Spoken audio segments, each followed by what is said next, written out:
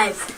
Welcome everyone to another episode of Fish Report Live. My name is Craig Fissinger. And I'm Ken Francis. And we're coming to you live from the Fish Report studio here in Russia, Ohio. It is Thursday night, May the 3rd, 2012. Ken, it's good to be back. We took a little break last week. We're actually thinking about taking a break this week, but there's just too much going on in the wide world of sports, isn't there? Yes, there is. With the Shelby County League baseball and softball championships heating up, you got a lot of good things going on in the MAC and the Ohio Heritage Conference. There's just so much going on right now, Craig. We couldn't afford to take 2 weeks off. Yeah, we had some big news last week. We had a local lady from West Liberty-Salem become the Ohio High School all-time leader in home runs. We're going to be talking to Becka Peterson from West Liberty here in just a little bit. We also got a new coach in the SCL. Fairlawn hired Justin Tidwell as their head boys basketball coach. We're going to be talking to him in a little bit, so really looking forward to getting to that. That'll be coming up in just a little bit. But before we do that, just like we do every week, let's get to our weekly trivia question. And what do you have for us this week? Well, Craig, like always, the winner of this week's trivia question will receive a Fish Report t-shirt, and a bonus question tonight is going to get this prestigious Fish Report magnet. All right, the question is, since we're talking girls softball, tonight's question is related to girls softball, and the question is, what Shelby County League pitcher, girls fast pitch pitcher, holds the record for most no-hitters thrown in one season? Which Shelby County League pitcher holds the record for most softball no-hitters thrown in one season? Name the lady, name the team she played for, and for a bonus, tell us how many she threw.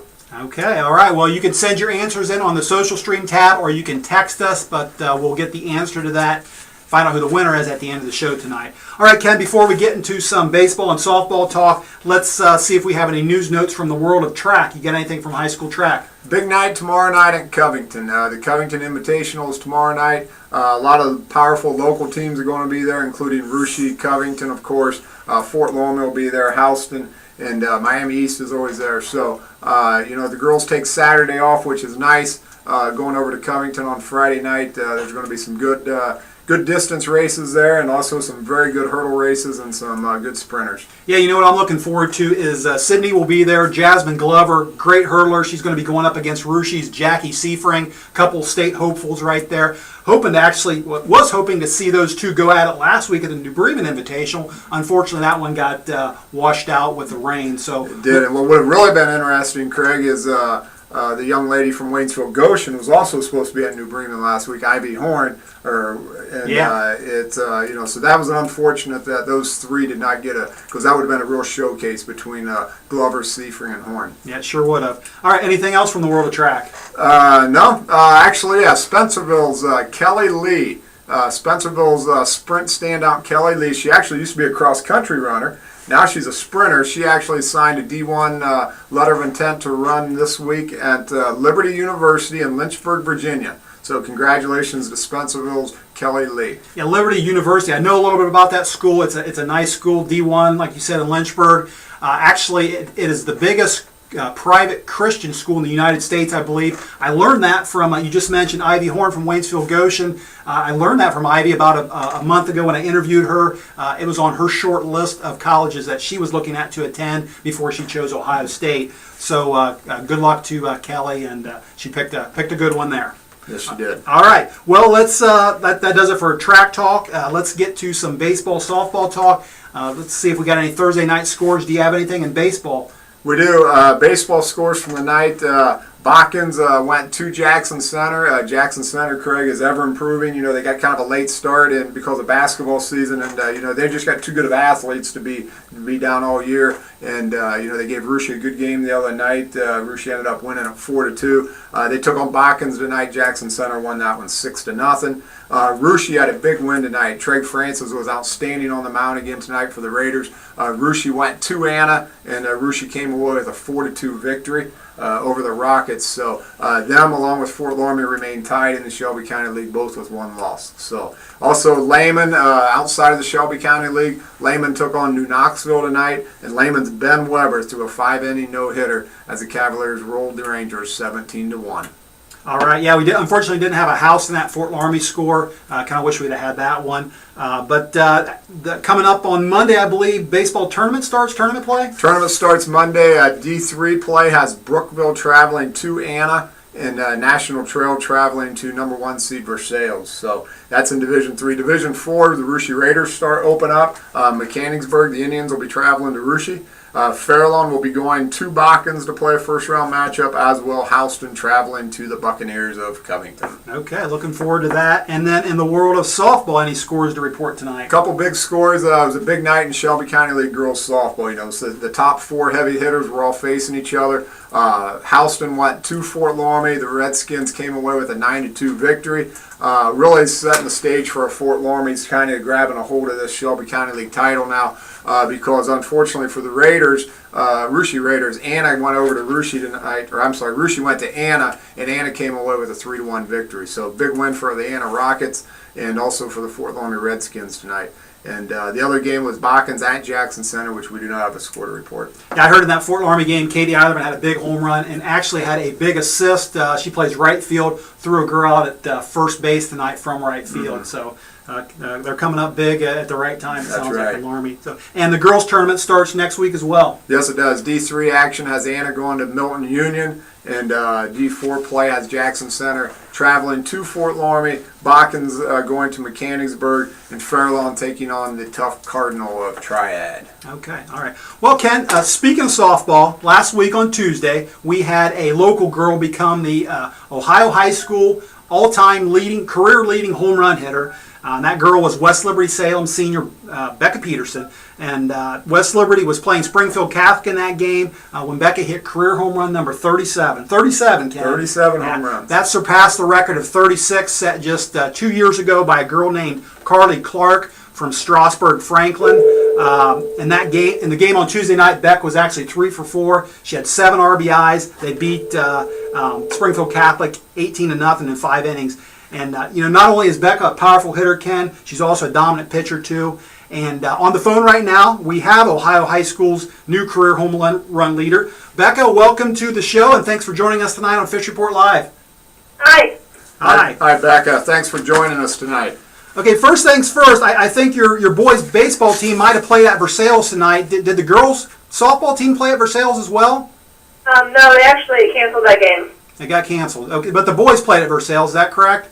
No, they played at home against Cedarville. Oh, okay. Well, I'm way off there, but anyway, your Tigers are having quite a season so far. Can you just give us an update on what your overall record is and how you guys are doing in the Ohio Heritage Conference this year? Yeah, we wrapped up OHC League play on Tuesday night, finishing 14-0 in our league for the 4th straight year. Wow. Currently, our overall record is 22-1, and the loss we had was a tough non-league loss to Miamisburg, who's Division 1. Oh, wow. Okay. Well, now we know West Liberty's Division 3, so fortunately we don't have to worry about you girls running into our Russia Raiders in tournament. But speaking of tournament, I know the tournament draw was this past week. West Liberty got a number 1 seed, and I believe you host Meadowdale on Monday? Yeah. Okay. All right. Can you tell us how did the Tigers do last year, and what are your expectations for this year? Last year we made it to the state Final Four for the 2nd year in a row. We came up short in the semifinal match, losing 1-0 to Liberty Union. 2 seasons ago, we lost in the state championship game 2-1 to Durhamville Hillsdale. So although we lost a lot of seniors last year, I'm really focused on making it back to the state tournament, and it will be a bigger challenge to get there this year for our team. And we're taking it 1 game at a time, starting on Monday. Wow. Well, that's pretty impressive, Becka, and your last several seasons of big runs like that, and your record shows it. So, tell me a little bit about all these home runs you've been hitting. Last week you hit number 37. Can you give us a breakdown kind of each year, like how many did you hit as your freshman year, sophomore year, and so on? And have you hit any since number 37? Yeah, I've never really kept track of it until I heard from one of my coaches this year that I was pretty close to breaking the record. And my freshman and sophomore years, I had 7 apiece. And then my junior year, I hit 14. And this year, I've hit 10. And my last one was Monday night against Triad, which puts me at my total at 38. Well, that's quite impressive. Do you take more? You're also a standout pitcher for the Tigers. Do you take more pride in your pitching or in your hitting? Well, for me, pitching has always been more of a challenge because it's a little more time-consuming, and you got to really focus on what you're doing. So when I can succeed in pitching, I'm really a lot more proud of it, I guess. It takes a lot of work outside of practice, so it's a bigger commitment. Who wins the battle? Becka Peterson pitching on the mound versus Becka Peterson at the plate. Who would you take? I'd probably say at the plate. At the plate? All right, that's good. I like that. Your future plans take you to Wright State. Have they recruited you as a pitcher or as a hitter? They mainly recruited me for power hitting and field positions. They said that they would like me to come in and hopefully get me on the field right away. Mm-hmm. What position do you play when you're not pitching? I actually play center field. Center field. Hey, there's a local girl from Minster by the name of Hannah Floyd. All Hannah does is hitting. She only hitting about 750 this year for the Minster Wildcats. Only? Only. Number one, do you know Hannah, and what are your plans with her at Wright State next year? Yeah, I know Hannah real well. She's a really great softball player, and she's a great friend too. I've had the chance to play fall with her, so we plan on rooming together next year at Wright State. Well, good. Hey, Becka, this is Craig again. One more question before we let you go. And we have a lot of young ball players out there that listen to the show. And like all ball players, everyone dreams of hitting that home run or that game-winning home run. We want to ask you, you've been doing this for 4 years now, hitting the long ball. Tell us the secret. What's the secret to driving the ball out of the park and becoming Ohio's career home run leader? I'd have to say, remember that you probably make a lot more outs than you do hit home runs. So you just can't get discouraged. You just got to keep working at it. It's important to spend a lot of extra time outside of games and practices in a batting cage with your coaches, taking swings and working on all your fundamentals and stuff. So you guys got to play the game as often as you can. And when you're at the plate, use the fundamentals and be patient for a good pitch and really drive. All right. Well, that's great stuff, Becka. We're going to let you go. Hey, good luck in tournament. Good luck at Wright State. And thanks for taking the time to talk with us tonight on Fish Report Live. Thanks for having me. Thanks, Becka. Bye. Goodbye. That was West Liberty senior Becka Peterson, and Ohio High School's all-time leading home run hitter, Ken. Now listen, I'm not an expert on college softball, but if you got Ohio's career home run leader going to Wright State, and you got, with Becka Peterson, and you got Hannah Floyd from Minster, that all she does is get, 3 hits every 4 times she goes to the plate? Yeah. It sounds like Wright State might be a fun team to watch next year. It sounds like it, Craig. And you know what? I've got the perfect guy next fall that we can ask. Who's that? The Big Dog. Big Dog. You guys remember Big Dog out there, That's our Shelby County League hoops correspondent. He is the assistant sports information director at Wright State, and we'll have to get Big Dog on the phone sometime and ask him about their program. Yeah, well, we can keep track of Becka and Hannah both next season. So, all right, great. Well, that's going to do it for our softball talk. We're going to take a short break here. When we come back, you'll want to see this. We've got the Shelby County League's newest coach, Justin Tidwell, is going to be on there. Hang in there. We'll be right back.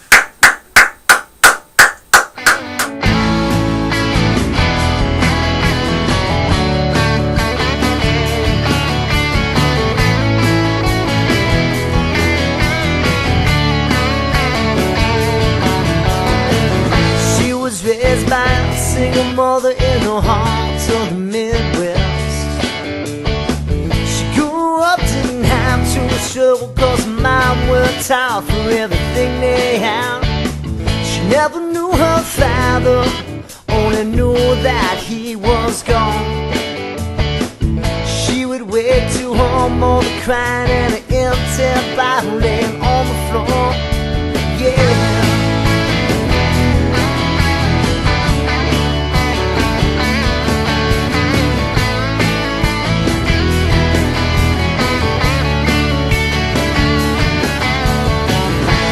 Teen with open fails, she was gonna leave this town, but she fell in love, had a son, now she's paying rent on an old farmhouse. Got a job in a factory downtown, pushing out on wheels. Now it's porch cars and blue bandanas and weekend streams for you and me. All the mornings they all dancing on this side of town. She likes to smoke, takes a toll, it's just another day of a fairy tale. Oh, it's just black coffee and cigarettes. got a broken car and a broken smile from a past she can't forget. All the stuff is killing her. She don't know how to live. Now every day it's just the same damn thing. Black carpet cigarettes. All right, welcome back, everyone. Before the break, we were talking a little softball. Ken, we're going to change gears now. We're going to talk a little basketball. And I know it's not the right time of the season to talk basketball, and we just got done talking about basketball. But we had some big news in the league this week. The Shelby County League is welcoming a new coach. Fairlawn Jets actually hired a new coach, a guy by the name of Justin Tidwell. And we have him on the phone right now, the new Fairlawn Jets boys basketball coach, Justin Tidwell. Justin, welcome to the show, and thanks for joining us tonight on Fish Report Live. Hey, thank you. All right, well, first of all, congratulations on the new position. I understand you were just named this past weekend. Is that correct? Yeah, that's correct. It was just this weekend. Okay. Well, can you tell us a little bit about your background and a little bit about your background in basketball? Yeah, I played basketball at and under Coach Meyer. I would say it's probably where I learned most of my basketball knowledge from. I've coached at basketball at Fairlawn for 3 years now, and we were pretty successful the last 3 years. Okay, now you're coming into the Shelby County League as a varsity head coach. I got to ask, are you ready to grind it out with some of these guys like Coach Bremagen at Russia and Coach Willoughby at Houston and Coach Elkert at Jackson Center? Are you ready for this? Absolutely. The 3 names you mentioned are very good coaches and had successful careers at it. There's a lot of other successful coaches in the league. I believe that the Shelby County League is one of the best conferences around, so it's going to be a battle every night for us. Sure is. And now, coaching at the junior high level, are you familiar with any of these boys that are currently on the varsity team, or have you talked to them yet since you taken this position? Yeah, I've like I said, I've coached basketball for 3 years at Fairlawn. So technically, I started coaching those juniors when they were in junior high. I sat down today with my seniors and talked to them. They're ready to start the season now, and it's not even summertime. Coach, this is Ken Francis. Last year you had a very nice team. Coach Alexander did a nice job with him. He was struck by a few injuries and things like that, and unfortunately ran into a very tough Jackson Center team in tournament play. So knowing that from last year, what excites you most about next year's team? Well, this is a special senior class. They've been playing together forever. So I feel they have a feel for each other, and they know what each other are going to do before they do it, which is nice. It makes my job a lot easier. It's exciting to see how hard these kids work and how bad they want to win. I can just tell now that they're going to give me 100% every night, even in the off season. Coach, the Shelby County League lost some great seniors last year. Andy Hoyne, of course, 2-time Shelby County League Player of the Year from Jackson Center, is gone. Jay Meyer from Anna is gone. Brandon Wilson from Russia is gone, amongst several others. Arguably, Coach, you'll have 2 of the best seniors on next year's class on your team. Tell us what those 2 boys mean to you. I think seniors are always valuable to a team regardless of who they are, even if they're a role player. But Trey and Anthony, they're both very special kids. They have potential to go and play college basketball somewhere. As you can tell, last year when Anthony got hurt, the wheels kind of came off the bus a little bit, but he's back healthy at it again. I think having Trey and Anthony both healthy this year will mean a lot to this team, and it'll be hard to find another team with 2 guards as good as what they are or what they will be. One thing you're going to be lacking, I believe, next year, Coach, is some height. Gone is Travis Wells, and you can't replace the height that he provided you. Is that going to be a concern to you? Absolutely. Travis was a very good ball player from last year. I think he averaged about a double-double every night. That's always a concern for any coach that doesn't have a big guy in the middle. But I have a lot of confidence in Cole Cummings to be able to step up, fill that role, and we're looking at some underclassmen to hopefully fill in that role and be aggressive and get us some rebounds also. Mm-hmm. What are your expectations this summer? You talked a little bit about before how the boys are all ready to start. Do you have anything special like team camps or a trip or anything like that planned to kind of bond your team with yourself over the summer and get to know each other? Yeah, we plan on attending some team camps and some shootouts this summer. I believe this team has a good opportunity to do some great things. We'll work hard in the weight room and in the gym, and hopefully when it comes time for a season to start, we're pretty successful during the season, and hopefully we can make a deep tournament run, which I think these seniors deserve that. Hey, Coach, this is Craig again. One last question. Maybe it's a little early to talk about goals, but knowing what you know about these kids right off the bat, can you share with us any kind of goals you might have come next season? Well, obviously, it's everybody's goal to win a state championship. But I'll sit down with my seniors later this week, and we'll put down some team goals that we'll decide on as a team. And then, obviously, as a coach, I want our players to be successful, just not in basketball, but also in life. All right, well, that's great stuff, Coach. Hey, listen, we're going to let you go. Best of luck with the new team, and thanks for taking a few minutes to talk with us tonight. And we look forward to talking with you again, hopefully next winter. All right, thank you. That sounds good. Thanks, Coach, and congratulations on your new job. Thank you. All right, that was the Fairlawn Jets' new head boys basketball coach, Justin Tidwell. Ken, our first time talking with him, seems like a pretty good guy. Yes, he does. I was glad we had the opportunity to talk to him. And, I know Derek, Coach Alexander is gone now. We wish him the best of luck. And Coach Tidwell's got a lot of talent coming in. We'll see what he can do with them. Let me ask you a question or get your opinion. Coming in as a new coach, I want to ask you, do you think that sets a team back at all, or does that provide a new energy that makes you even better? I guess the last Shelby County League coach I can think of, that the last new coach was probably Nathan Barst over there at Anna. That's been 2 years ago. They started out a little slow before they got rolling, didn't they? They did. And, I think it takes a little bit of time for the coach to get to know the kids and the kids to get to know the coach. So, I think with the senior leadership though that Fairlawn's going to have, I think that'll be really big for Coach Tidwell, and I think they'll really bond together well. Okay, great. All right, well, that's going to do it for our basketball talk. So we covered track, softball, baseball, basketball. Not too bad for a Thursday night, is it? That's right. All right, well, let's get back to our trivia question we asked at the beginning of the night. Why don't you go over the trivia question again, and we'll check and see if we had any winners here. Sounds good. The trivia question was, name the Shelby County League softball pitcher to hold the record for the most no-hitters thrown in the Shelby County League season. Name the young lady to pitch.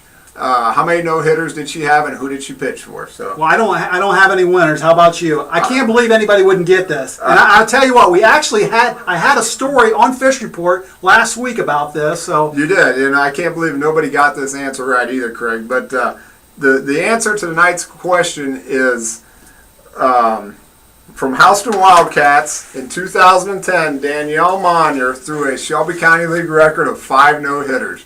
Danielle Monyer from Houston threw a Shelby County League record, 5 no-hitters in one season. So, unfortunately, no winners, Craig, to congratulate. But we will congratulate Danielle for being a phenomenal pitcher in high school softball for the Houston Wildcats. Yeah, I think she was actually the player of the year that year in 2010. And I do know for a fact that she's pitching right now at Wilmington College. So congratulations, Danielle. I can't congratulate anyone else because nobody else. I bet you people know the answer out there. Maybe they just don't know how to text. It could be. I don't know. All right. Well, that's going to do it for us tonight, Ken. Before we close, want to thank our sponsors who we saw at the commercial there. Special thanks to West Liberty-Salem senior Becka Peterson for joining us tonight, and the new Ohio High School home run queen. And also special thanks to Coach Tidwell for joining us tonight. Best of luck to him the next season. And one more guy to thank, and that's, as always, our engineer, Ross Fissinger. Thanks, Ross, for helping us out again tonight. Yep. But that's going to do it for us tonight. Ken and I will actually be taking a break again next week. But when we come back the following week, we're going to have all kinds of news because we'll be in the thick of baseball and softball playoffs. And we're going to also be talking about district track. So we'll have some predictions and some stuff to talk about there. But for Ken Francis, Ross Fissinger, and I'm Craig Fissinger saying good night, everyone.